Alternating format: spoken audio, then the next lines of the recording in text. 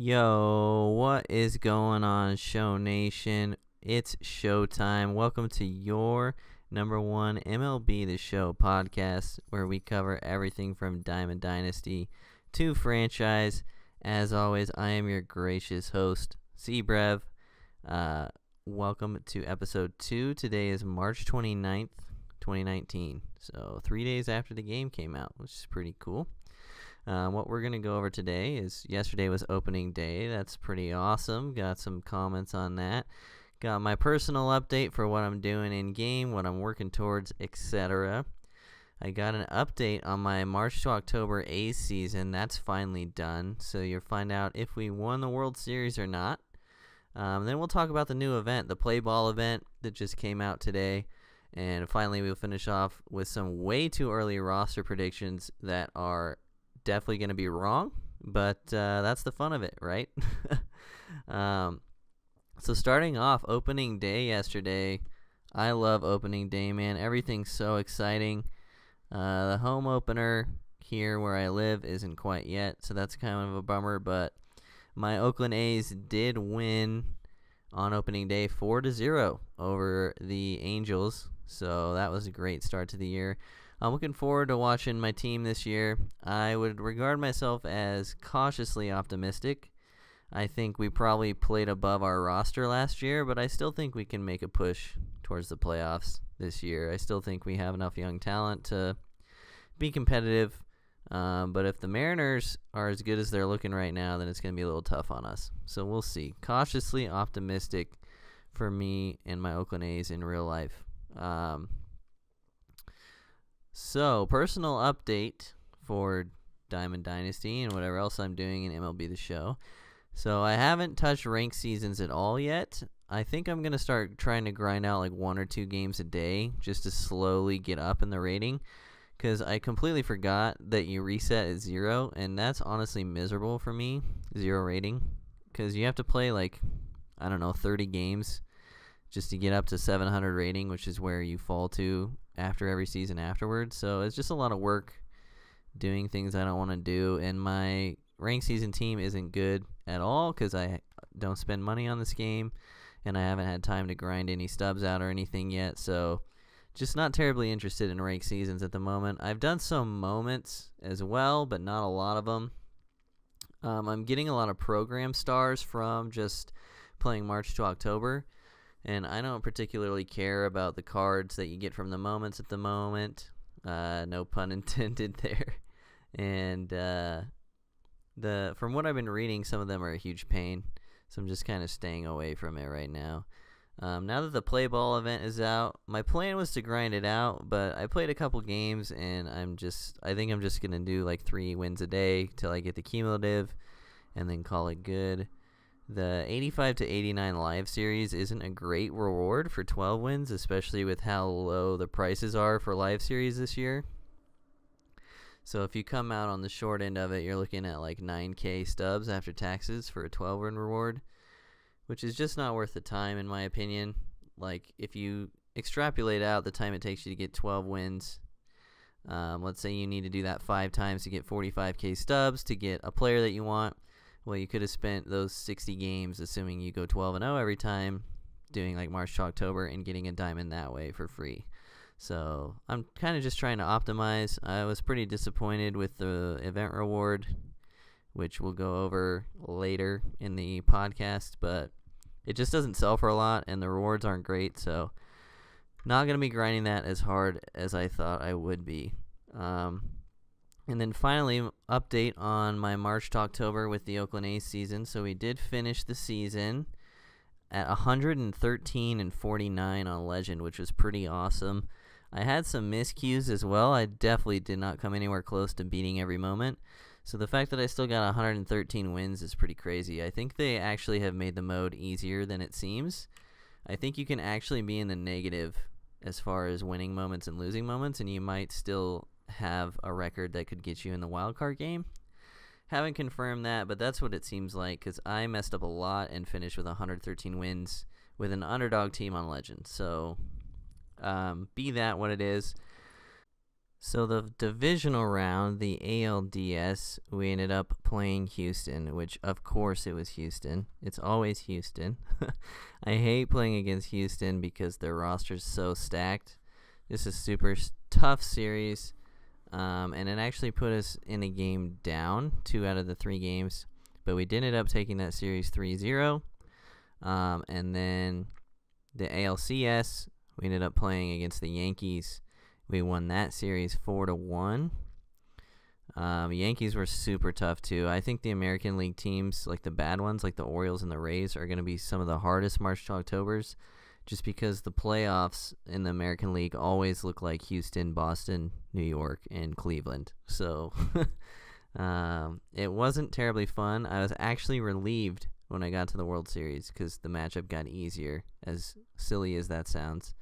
But we ended up playing actually the Atlanta Braves in the World Series. So the Braves came back from 2-0 down against the Dodgers in the divisional series and moved on. And then they beat the Phillies in 7 in the NLCS. So that was pretty cool to watch. I like that it simmed some variety a little bit, I guess. And we did end up sweeping the World Series because, honestly, the Braves games were miles easier than anything against Houston or the Yankees. So, yeah. We did it. We beat March to October on Legend with our team, the Oakland A's. Pretty cool. The rewards, there aren't any really, except for 60% towards the team affinity. So I did get the 85 Josh Donaldson card, which is what I wanted. And I wanted to work towards that nameplate too. And yeah. So the next one I'll probably be doing is the Mets, just because I want that Jose Reyes card. So I'll keep you guys updated on that one. Oh, and you do get a cool little nameplate. So if you go back into March to October after you beat it on Legend, over the Oakland A's symbol, when you're about to start a new one, there's a little L, like the symbol that you beat it on Legend already. So if you end up beating all 30 of them on Legend, that could end up being a pretty cool screenshot. Sweet. So now I want to talk about the new event in Diamond Dynasty. Kind of underwhelming, but still not bad. I still think it's better than the Bronze and Common event, which is what they've done for the first event the last 2 years. This one's a little more variety, but still kind of boring in my opinion. So it's called Play Ball. You can use pitchers from Silver to Common, and you can use hitters from Gold to Common. However, the max player you can have on your team is an 80 overall. So basically the only golds you can use are 80s. And the max overall that your team as a whole can be is 75. So essentially, aside from a few stray 80 overalls and messing with some inside edge, it's basically Silver, Bronze, and Commons. These games are 3 innings, which is good. I think they realize that 3-inning events are the way to go. And then the rewards. So the cumulative rewards, at 5 wins, you get a Bronze player, 10 Silver, 15, you get an 80 to an 84 Gold player, and at 20 wins, you get the player reward, which is an 85 overall Cliff Lee card from 2008 when he was on the Indians, his breakout season. And then your per entry rewards are 3 wins are a Bronze, 6 is a Silver, 9 is a Gold, and 12 is an 85 to 89 Live Series Diamond. Like I said earlier, these rewards are kind of underwhelming. I'm not sure that it's worth the time to actually grind this out for stubs. But, you know, they could be worse, I guess. And this event runs until April 8th. So about a week and a half still. So I'm glad it's kind of going to be over with quick. Sometimes they like to drag these events out for like 3 or 4 weeks, which is too long, in my opinion. All right, so let's talk about this cumulative reward Cliff Lee card. So he's got great control stats and absolutely atrocious per 9s. So first of all, his pitch selection I actually think is good. Reminds me a lot of Cole Hamels. So he's got a 2-seam, 4-seam, circle change, knuckle curve, and cutter. So I actually do think his pitch selection is exactly like Cole Hamels, except Cliff Lee has a knuckle curve instead of a sweeping curve. But yeah, like I said, good control. He's got 92 walks per 9, 80 home runs per 9, which is okay. He's got an 89 control rating and 88 break. Only 70 velo, though, which is to be expected from a Cliff Lee card. He never really threw hard. He was a control pitcher, finesse pitcher for sure. The biggest disappointment of this card is the per 9, so 67 hit per 9 and 66 K per 9. With hitting being slightly easier this year, with everyone playing on lower difficulties, trying to grind up to DS and CS and World Series, where the difficulty actually starts going up. Using this card online is going to be next to impossible, I think. The opponent's PCI is just going to be absolutely gigantic. It's crazy that his per 9s are so low. I'm not actually sure how he made it to an 85 diamond, to be honest, which is disappointing because I love Cliff Lee. I really hope we get a Rangers or a Phillies card later in the year. I have a feeling we'll get a postseason Cliff Lee from when he was on the Phillies, which ironically they lost the World Series that year, but he absolutely dominated everything against. It was the year where the Yankees beat him, but his stats that year were insane. So I hope we get that card so we can actually have a usable Cliff Lee card in the future. But as for now, this one is going to be riding the bench or making me about 10,000 stubs because that's how he's selling for after tax right now. So pretty disappointing.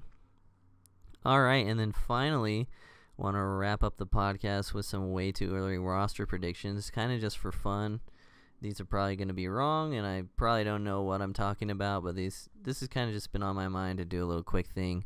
I thought it'd be fun for the end of the podcast before I signed off. So I'm only going to do gold to diamond or diamond to gold, because if I did other ones, it'd be a little too niche, and I'm not really good at this stuff.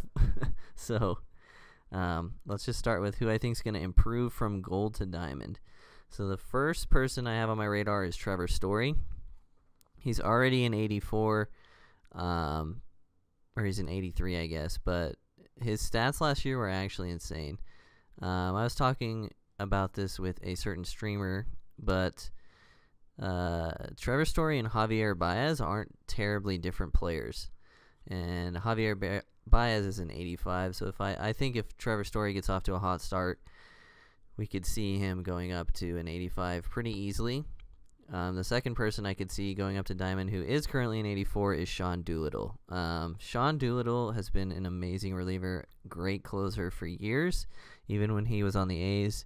And they started him off at an 84 this year, so I think if he gets rolling with the Nationals, who are going to play pretty well, I think, he's got a great chance of going up to an 85. He only needs a +1.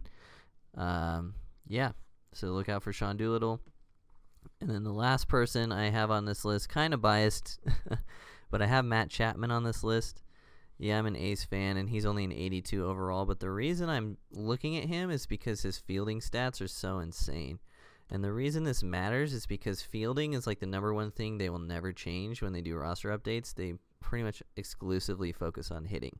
So if he can get off to a hot start hitting, they might raise his hitting stats, and then he's already going to have insanely good fielding stats, and I think it's going to be really easy to just raise his overall as a card in general if he gets some buffs to his hitting. So look out for Matt Chapman. And then finally, I have people I think might decline from diamond to gold. I'm always weary of closers that had amazing seasons the year before, because closers have been known to fall off after amazing seasons. Like, remember that one year when Jim Johnson had like 50-something saves for the Orioles and then fell off the face of the planet? I don't know. It just happens to at least one person a year, I feel like. So I'm going to say 3 names and hope that one of them comes through for me. The number one guy I'm looking at in this category is Edwin Diaz. This is a guy who had struggled to keep his job prior to last year. Always had control issues, just had an absolutely fantastic year last year, gotta give it to him. But you gotta wonder if those control issues are gonna come back, and then moving to a new city, the pressures of the Mets this year, we'll have to see how Edwin Diaz does, but I think he might be trending downward. The other name I have here is Josh Hader. Just want to see what he does in year 2 or 3, I guess.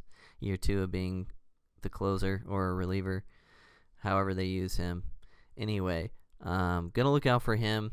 And then I put Aroldis Chapman on here too. And the reason I think these guys are pretty easy to get downgraded in terms of the game is because their overalls come from having high hits per 9 and high K per 9. Like, none of them have good control ratings, which don't really get changed in roster updates.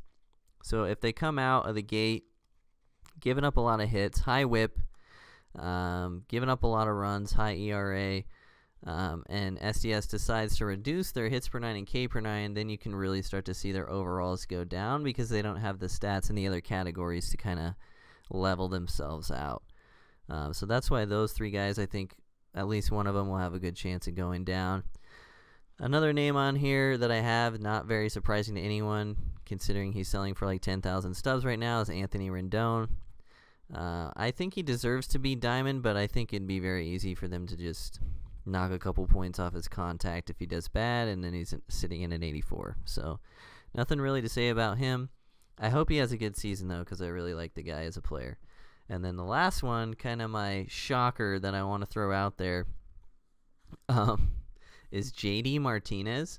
So if you think about the year that JD Martinez had last year, basically MVP caliber season. And he comes out of the gate this year at an 85 overall. So what that tells me is obviously his overall is so low because his fielding is so low, which you can't really do much about. And if he comes out of the gate not hitting well, they're going to take away some of his hitting stats, and then he has a very good chance of going gold because after last year, it's hard to really top what he did. And given last year's stats, he's still only at an 85. So I actually think he's pretty prone to maybe going down to gold if he doesn't hit very well coming out of the gate. But with that being said, that's going to be the end of episode 2 of It's Showtime. Once again, it's Cbrev. The next episode will be this coming Tuesday, April 2nd. So stay tuned for that, and I will see you guys then. Thanks a lot.